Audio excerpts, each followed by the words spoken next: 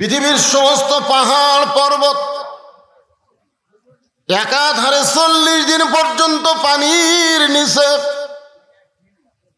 40 দিন পর পানি যখন নিচে নেমে গেল, আস্তে আস্তে পানি শুকে যাচ্ছে। নূহ নবীর নৌকা যদি পর্বত এসে ভিড়ে গেল। আল্লাহ ডাকতে বলে, নূহ খবর কি? নূহ বলতেছে আলহামদুলিল্লাহ। আল্লাহ কয় নূহ খবর কি? নূহ বলতেছে কি? আলহামদুলিল্লাহ। আল্লাহ বলে নূহ কি খবর?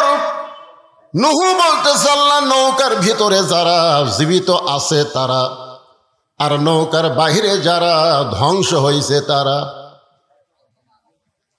আপনারা কি বুঝলেন? নৌকার ভিতরে যারা কি রক্ষা পাইছে তারা, নিরাপদ আছে তারা, নৌকার বাহিরে যারা ধ্বংস হয়েছে তারা। আল্লাহ ডাক বলে নূহ রে, তাহলে বুড়িটার খবর কি? নূহ বলতেছে আল্লাহ আমার মনই নাই। এখন কি নাই? দেখছেন, কঠিন বিপদ যখন আসে তখন একটা নবী পর্যন্ত ভুলে যায়। আপনারা বলেন তো, হাসরের ময়দানের বিপদ সহজ না কঠিন? তাহলে ওই বিপদে পীর সাহেব মুরিদ খেয়াল থবি? আপনার এখন থবে? কতকগুলা বলে না আমার কোনো টেনশন নাই, পীর ধরছি। নূহ নবী বলতেছে আল্লাহ আমার মনই নাই। আল্লাহ বলে নূহ তাহলে বুড়ির খবর কি? নূহ বলতেছে সবাই যখন ধ্বংস হয়ে গেছে নৌকার বাহিরে, বুড়িটাও ধ্বংস হয়ে গেছে।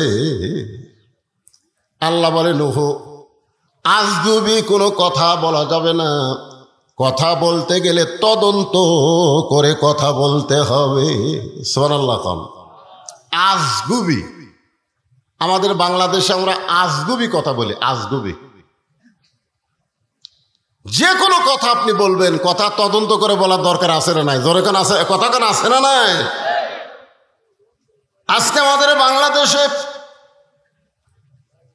অনেক বিষয় আমরা কোনো তদন্ত করি না, বিনা তদন্তে আমরা রিপোর্ট দেই।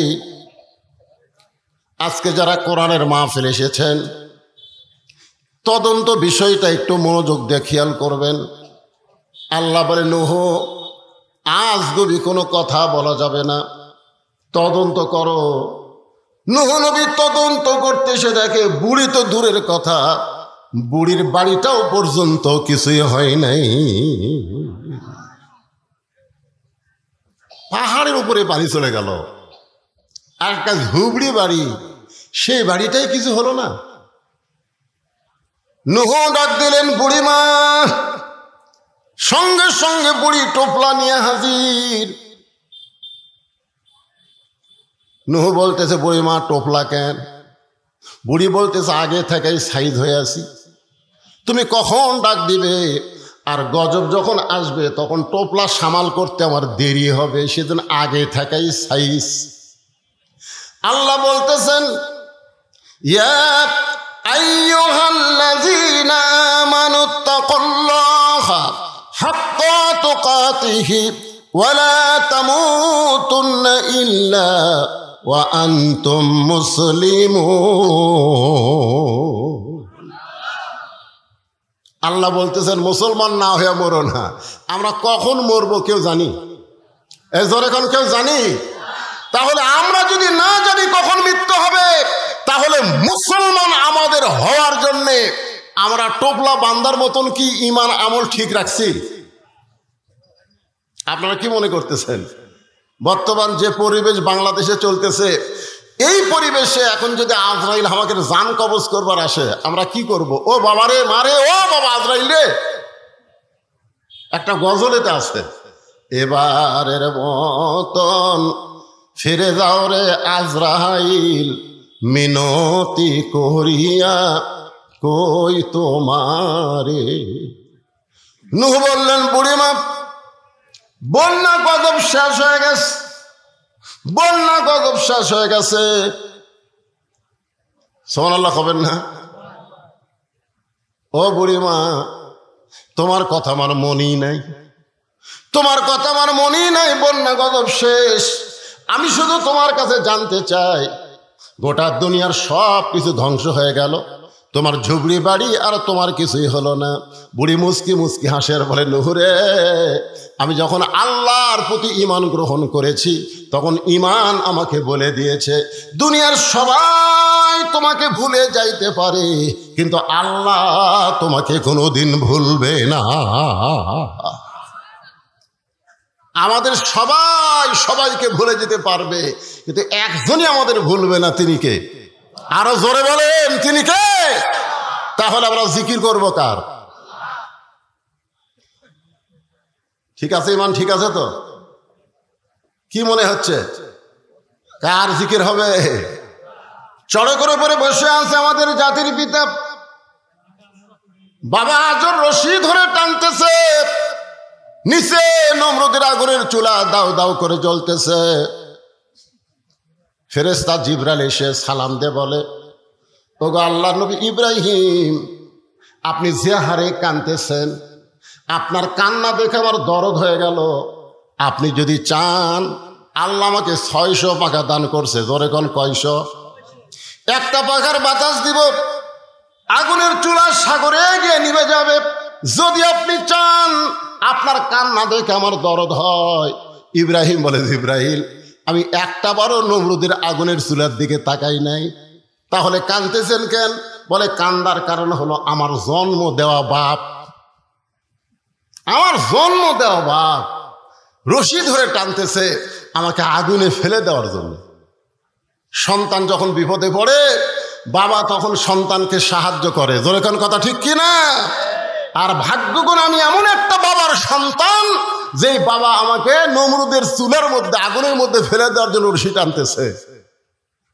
আপনারা বলেন তো, ইব্রাহিম নবীর বাবা মানুষটা কি ভালো না খারাপ? জোরে কোন, ভালো না খারাপ? আর হামাকের বাপ,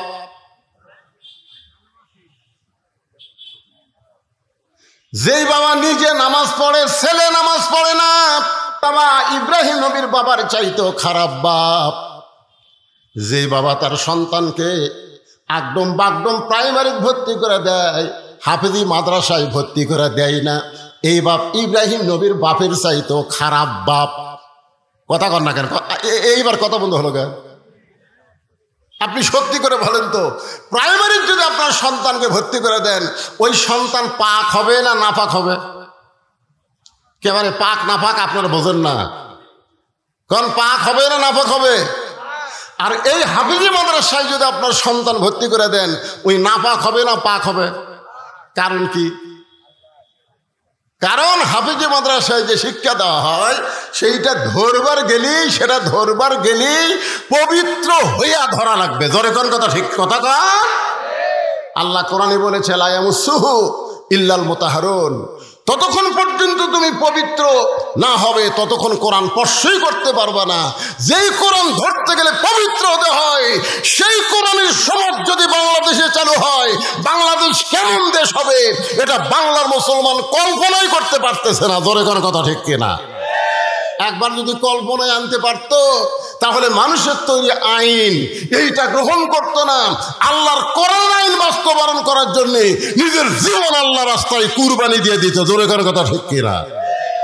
কারণ আল্লাহ রাসূল বলেছেন, মান সাআলাল্লাহু তাআলা আশ-শাহাদাতি বিসিদকিন বাল্লাগাহুল্লাহু মানাজিলাশ শুহাদা পাই মাতা আলা ফিরাশিহি। হাদিসের বাংলা অর্থ হলো, এই বাংলাদেশে কোরআনের আইন চালু হবে, কলেমার পতাকা পথ পথ করে উড়বে, এই নিয়তে যারা ইসলামে আন্দোলন করে আল্লাহ রাস্তায় শাহাদতের তামান্না নিয়ে চলে, আল্লাহ রাসূল বলেছেন, ওই মাতা আলা ফিরাশিহি, সে যদি নিজের বিছানায় মৃত্যুবরণ করে, বাল্লাগাহুল্লাহু মানাজিলাশ শুহাদা, হাসরের ময়দানে আল্লাহ তাকে শহীদদের কাতারে দাঁড় করাইয়া দিবে। আপনারা বলেন তো, শহীদের কোনো হিসাব আছে? এ কথা কন না, শহীদের কোনো হিসাব আছে? আর যারা আল্লাহ রাস্তায় শহীদ হয়, তাদের মৃত্যুর কোনো যন্ত্রণা হয়? এ বাংলাদেশের কতকগুলা কোরআনের পাখিদেরকে ফাঁসি দেওয়া হলো, ফাঁসি দেওয়ার পরে আপনারা তাদেরকে দেখছেন? দেখেননি? মানুষ মরার সময় মুখ বেকা টেকা বহু কিছু করে মরে ভাই। জোরে কোন কথা ঠিক কিনা? হ্যাঁ ভাইজান, একটু মনোযোগ দিয়ে কথাগুলো শুনবেন। ফাযকুরুনি আযকুরুকুম ওয়াশকুরুলি ওয়ালা তাকফুরুন। এই আয়াতটাকে নিয়ে আপনাদের সামনে আলোচনা করতেছি। বাবা আমাকে রশি ধরে টানতেছে আগুনে ফেলে দেওয়ার জন্যে। রে জিবরাইল, নমরুদের চুলার দিকে আমি একবারও তাকাই নাই, কারণ আমার ঈমান বলতেছে আগুনের মালিক নমরুদ না, আগুনের মালিককে। সবাই বলেন আগুনের মালিককে। নমরুদ আগুন জ্বালাবার পারবে, কিন্তু পুরানোর ক্ষমতা নমরুদের হাতে নাই। হাসবি আল্লাহ, পড়েন হাসবি আল্লাহ নিমাল ওয়াকিল অনিমাল মৌলা অনিমান নাসির। আল্লাহু আকবার কর না আপনারা, কি কথা রে ভাই? আমি শুনলাম এলাকাত নাকি কোরআনের দলের লোক বেশি, আর কোরআনের আয়াত তেলাওয়াত হয়, আল্লাহ আকবার কয় না। বাংলাদেশে বড় বড় দল যেগুলো আছে, যাকে আমরা বড় বড় দল বলি, এই বড় বড় দলের মধ্যে আল্লাহ আকবার নাই। জোরে কর কথা, ঠিক কথা কর না কেন? হ্যাঁ, ওরকে বহু মিছিল আমরা শুনছি, জীবনে কোনোদিন আল্লাহ আকবার শুনছেন? যদি কেউ ভুল করে আল্লাহ আকবার দেয়, ইচ্ছা করে তো দিবি না, ভুল করে যদি দেয় ও ঘাট ধরে বার করে দিবি। কিন্তু হামাকের দলের তো এই স্লোগান নাই। তা আপনারা কি সেই দলের মানুষ? কোরআনের আয়াত শুনলে ঈমান বাড়ে না কমে? একই কথা কয়দিন শুনবে? আল্লাহর কোরআনের আয়াতটাকে শোনেন, দেখি আপনাকে ঈমান কি বোঝে। ইন্নামাল মুমিনুনা আল্লাযীনা ইযা যুকিরাল্লাহু ওয়াজিলাত কুলুবুহুম ওয়া ইযা তুলিয়াত আলাইহিম আয়াতুহু জাদাতুহুম ঈমানা ওয়া আলা রাব্বিহিম ইয়াতাওয়াক্কালুন।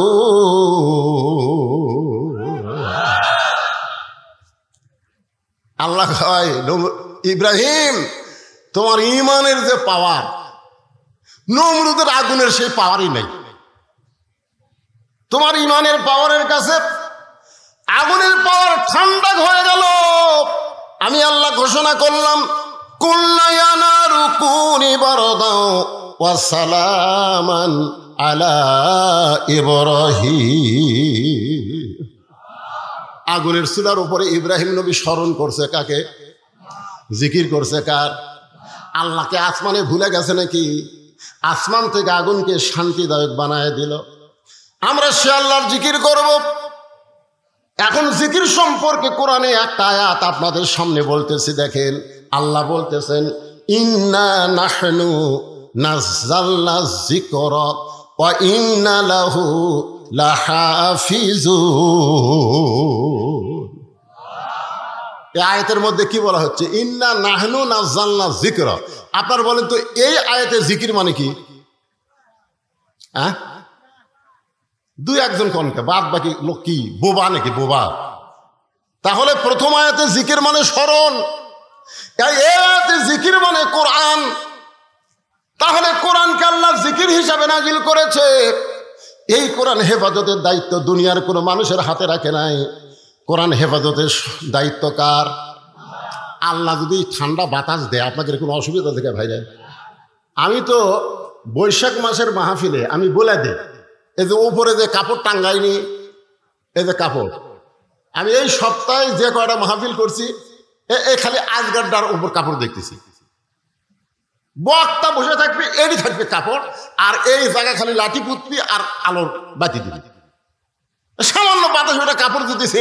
এখন এরা করে হাঁ করে এই টাকা দাও, মাঝে সাথে আদায়ের টাকা ওর দিতেছে।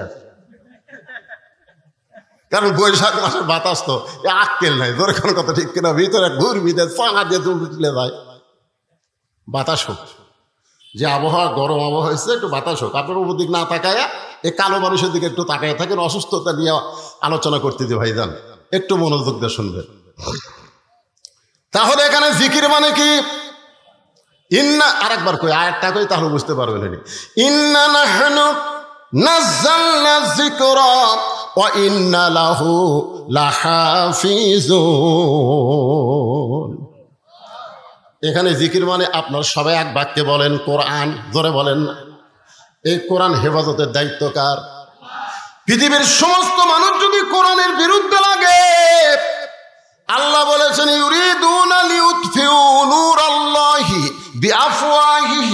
ওয়াল্লাহু মুতিম্মু নূরিহি ওয়ালাউ কারিহাল কাফিরুন।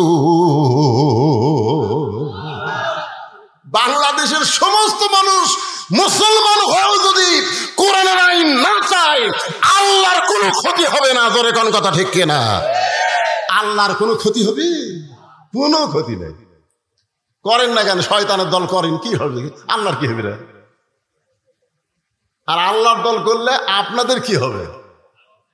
কি লাভ হবে? সে লাভটা জানা লাগবে না? হ্যাঁ, খালি দল করেন, নামাজ পড়েন, রোজা করেন, বামপন্থী দল করেন, আর মসজিদে ঢোকেন ডান পায়ে, সিটারি করে।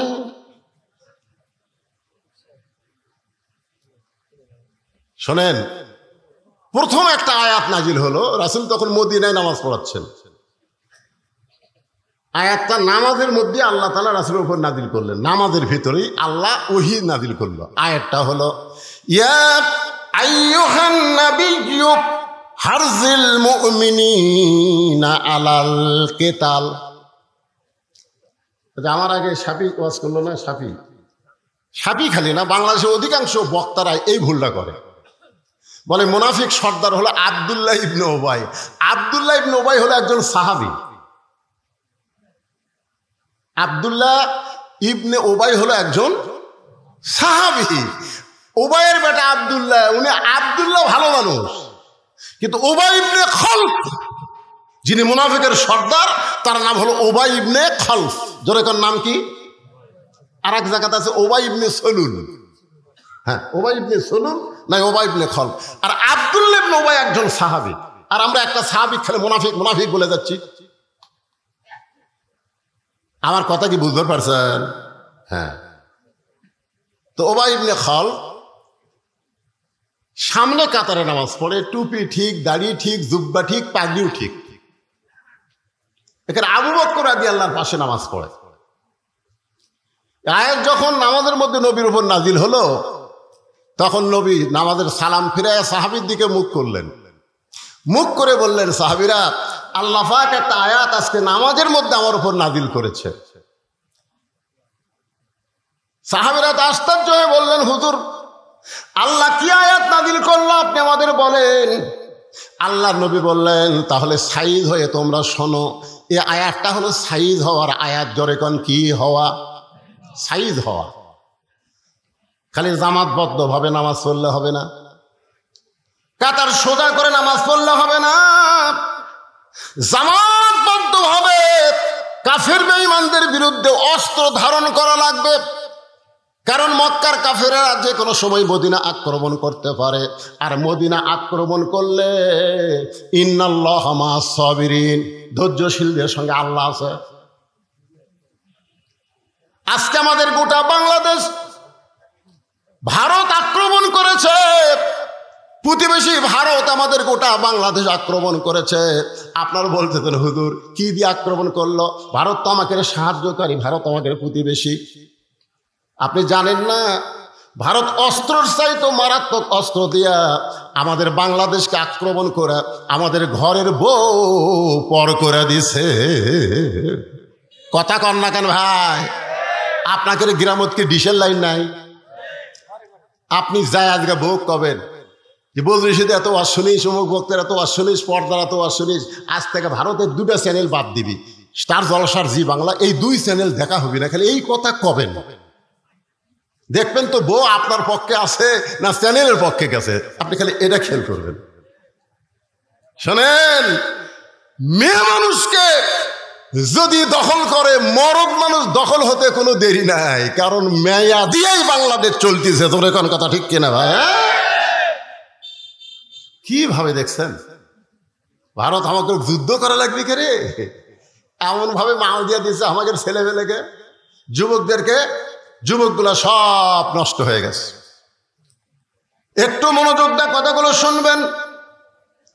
যদি মক্কা মদিনা আক্রমণ করে, দোয়া দরুদ দিয়া মদিনা রক্ষা করা যাবে না। ওই কাফের বেঈমানদের বিরুদ্ধে অস্ত্র ধারণ করা লাগবে, যুদ্ধ করা লাগবে। সুবহানাল্লাহ। সমস্ত সাহাবীরা বলতেছে, হুজুর আমরা এক পায়ে রাজি।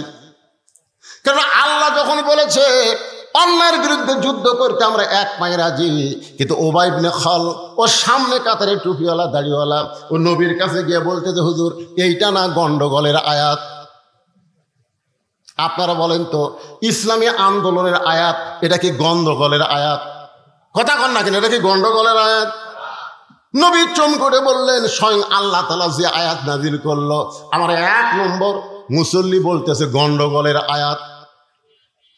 সঙ্গে সঙ্গে আল্লাহ তাআলা আবার আয়াত নাজিল করলেন, ওয়ামিনান নাসি মাইয়াকুলু আমান্না বিল্লাহি ওয়া বিল ইয়াউমিল আখিরি ওয়া মা হুম বিমুমিনিন।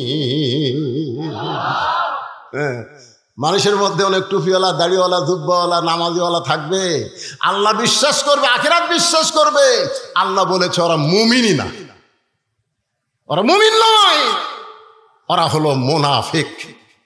বাংলাদেশে আল্লাহর কোরআন দিয়ে চলুক এই নিয়ত যদি কারো অন্তরে না থাকে, ওর একটা ইবাদত আল্লাহর দরবারে কবুল হবে না। জোরে কোন কথা ঠিক কিনা? আপনারা বলেন তো যতগুলা শায়েখ আমাদের বাংলাদেশে আছে, এই শায়েখের মধ্যে কোন আন্দোলন আছে? কথা বল না কেন আছে? আমি তো মনে করি এই শায়েখেরা হয়তো শয়তানের কাছ থেকে কিছু পায়। একটা শালা ওই ইসলামী আন্দোলনের একটা কথাও কয় না। ধরে কথা কন না কেন ভাই? এই শায়েখ কিন্তু বেশি দিন আগে থেকে শুরু হয়নি, এটা শুরু হচ্ছে বছর 15 আগে থেকে।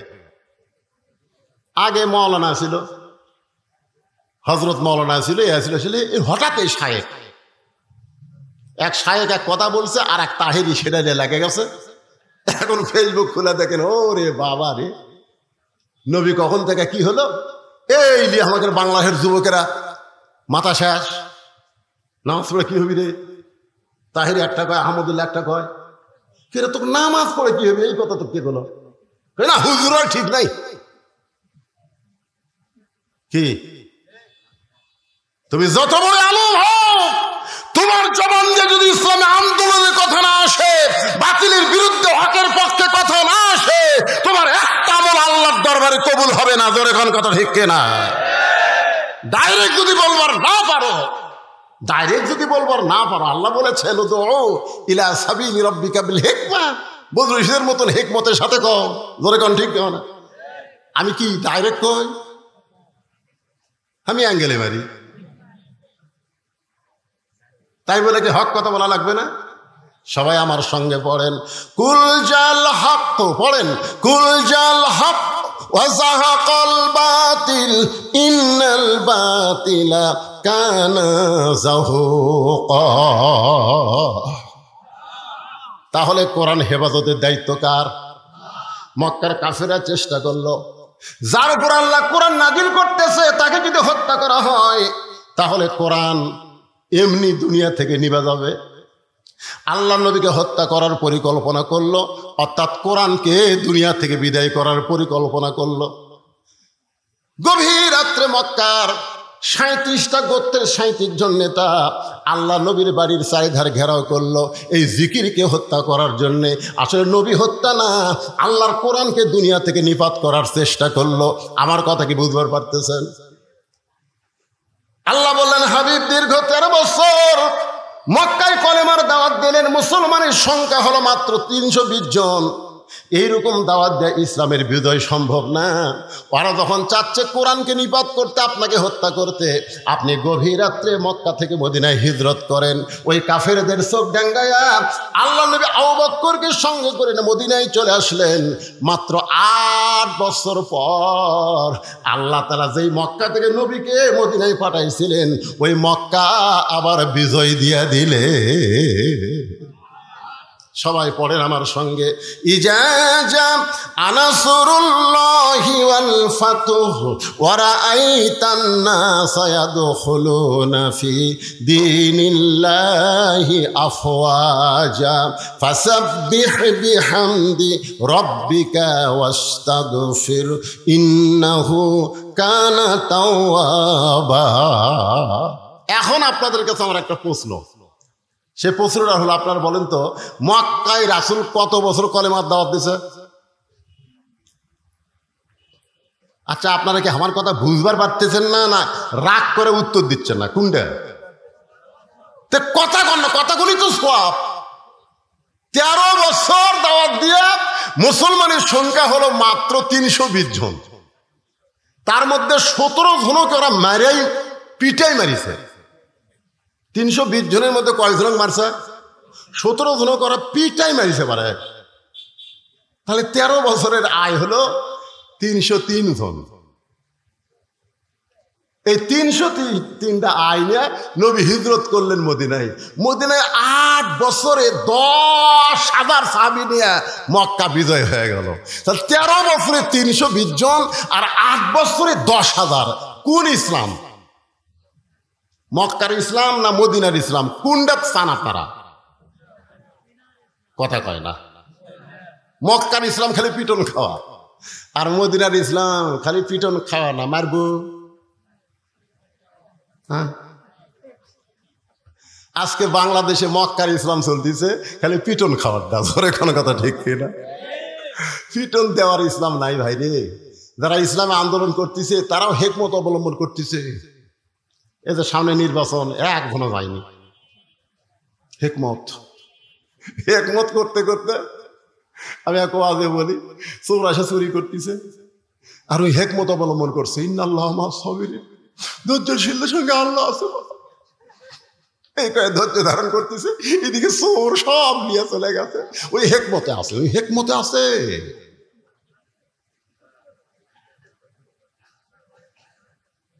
কি আমাদের বগুড়াতে একবার ওই ভোট কেন্দ্র দখল করবে আওয়ামী লীগ, বিএনপিও ডান্স, আওয়ামী লীগ ডান্স। ভাই যারা ভোট কেন্দ্র দখল করে যাচ্ছে ওরকে 3টা পিঠাই মারিছে। এই মারা মাত্র 1 জায়গাত মরিছে, সঙ্গে সঙ্গে গোটা কাহার নন্দীগ্রাম আর কোনো জ্ঞানজাম নাই।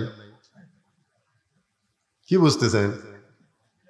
সারা জীবন খালি 2 হাত তোলা দোয়া করবেন। আমার ওয়াজের মধ্যে আছে এই 2 হাত খালি দোয়া করার হাত না, লাঠি ধরারও হাত। জোরে কর কথা, ঠিক কথা কন না কেন?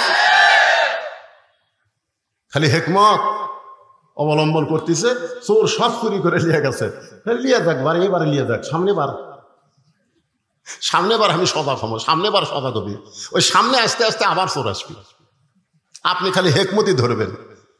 এই করতে করতে 16-17 বছর চলে গেল। জোরে কোন কথা কন না কেন? একটু মনোযোগ দিয়ে শুনবেন।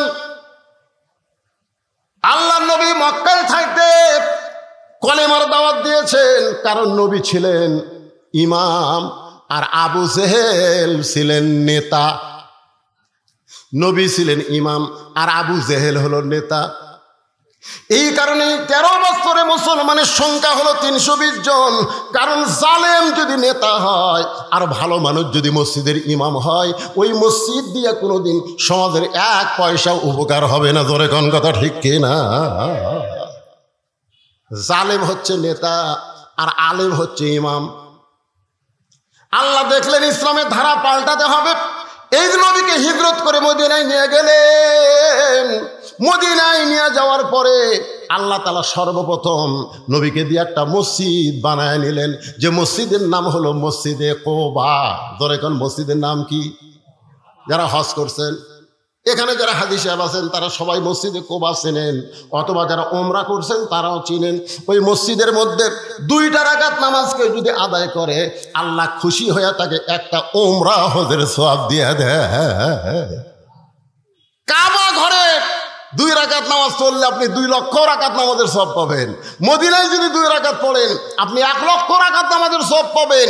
বাইতুল মুকাদ্দাসে যদি 2 রাকাত পড়েন 1 লক্ষ রাকাত নামাজের সওয়াব পাবেন। আর মসজিদে কুবার মধ্যে 2 রাকাত পড়লে একটা উমরা হজের সওয়াব পাওয়া যাবে। তাহলে চিন্তা করেন মসজিদে কুবার এত দাম কেন? এই বাংলার মুসলমান, মসজিদে কুবার দাম কেন জান লাগবে না? মসজিদ কি জন্যে? মসজিদ কি জন্যে? কয়েকদিন আগে যে আপনাদের সামনে ওয়াজ করলাম, ওখানে মসজিদের কিছুটা গুরুত্ব তুলে ধরছি। ব্যারাস যতই দল করো, মসজিদের মধ্যে কয় দল? জয় খান না কেন? 1 দল। আওয়ামী লীগ, বিএনপি, জাতীয় পার্টি, জামাত সব কাতার সোজা করতেছে। মসজিদের প্রথম যে আজান হলো সেই নামাজ হলো জোহরের নামাজ। আজান দিলেন হযরত বেলাল ইবনে রেবাব। নামাজ চলতেছে মসজিদে কোবার মধ্যে। সেখান থেকে মসজিদ নববী বদলি হয়ে গেল। মসজিদ নববীতে মেহরাব আছে, মসজিদে কোবার মধ্যে কোনো মেহরাব নাই। যারা ঢুকছেন তারা বুঝতে পারবেন। মেহরাব হলো অস্ত্র রাখার জায়গা। মসজিদে কোবাতে অস্ত্রের ঘোষণা আসে নাই, মসজিদ নববীতে অস্ত্রের ঘোষণা আইছে। প্রথম যুদ্ধ হলো বদরের যুদ্ধ। সেই যুদ্ধটা হলো পবিত্র রমজান মাসে। জোরে কোন কি মাসে? পবিত্র রমজান মাসে। 311 জন সাহাবী হয়ে গেছে। 311 জন। জোরে বলেন কয়জন? এমন সময় দুইটা ছোট বাচ্চা দৌড়ে নবীর কাছে এসে বলতেছে, ইয়া রাসূলুল্লাহ, আমরা দুই ভাই জিহাদের ময়দানে যাবার চাই। আল্লাহ রাসূল বললেন, জিহাদ কোনো ইয়ার কি মারার জায়গা না, তোমরা ছোট মানুষ, তোমরা যুদ্ধের কি বুঝবা? বলে, হুজুর আমরা জিহাদে যাব, নিয়ত করেছি।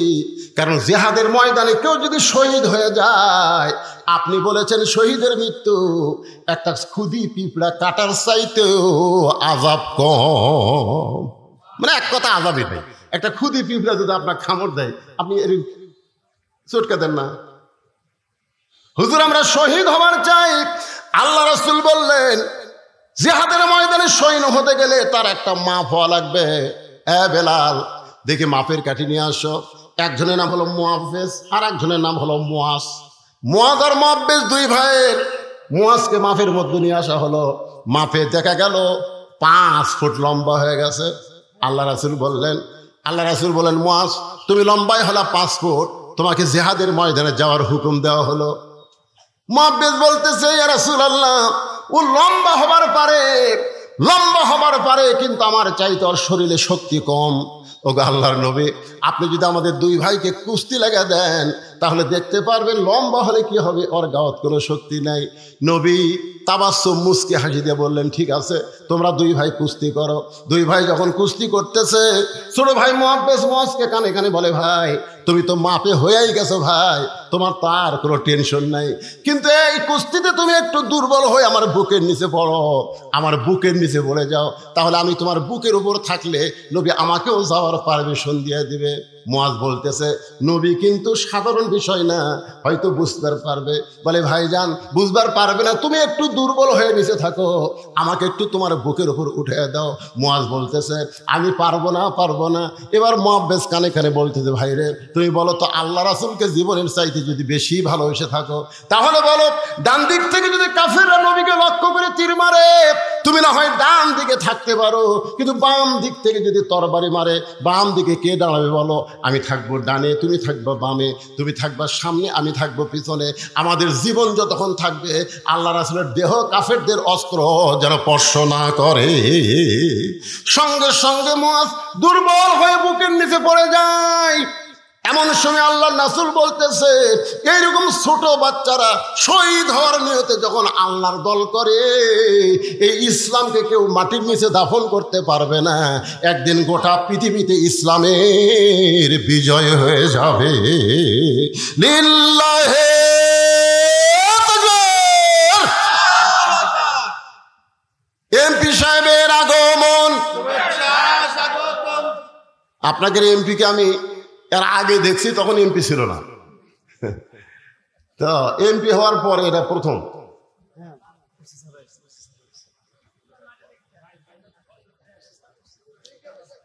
মান্দা থানার অফিসার ইনচার্জ সাহেবের আগমন। সবাই বলেন শুভেচ্ছা, স্বাগতম। আরে ভাই, এখন আসুন, উপর আসেন। না, এমনি অনেক রাত হয়ে গেছে, আসেন আসেন।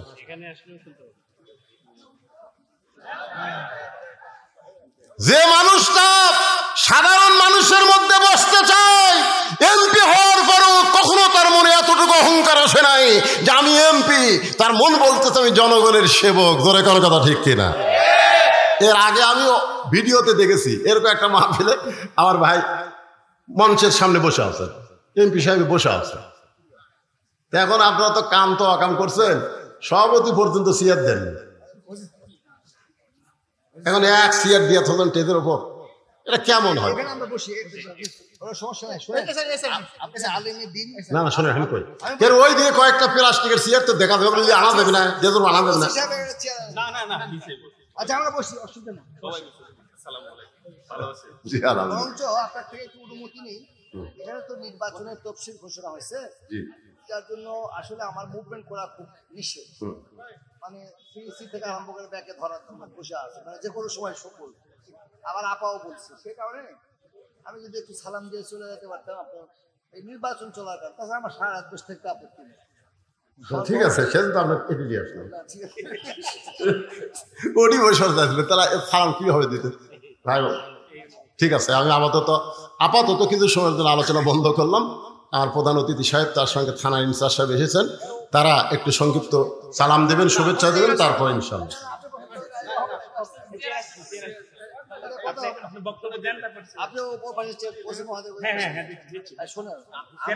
আমরা জনগণের আমি বলছি না খারাপ লাগবে না, তাহলে আপনি নিচে যায় বসে। না না না এটা হবে না, এটা হবে না, এটা হয়। ওনারা তো গভর্নমেন্টের প্রতিনিধি, আমি হচ্ছে আপনাদের প্রতিনিধি, আমি আপনাদের সাথে থাকবো। মানে শেখ হাসিনা আমরা তো অনুরোধ করতেই আছি।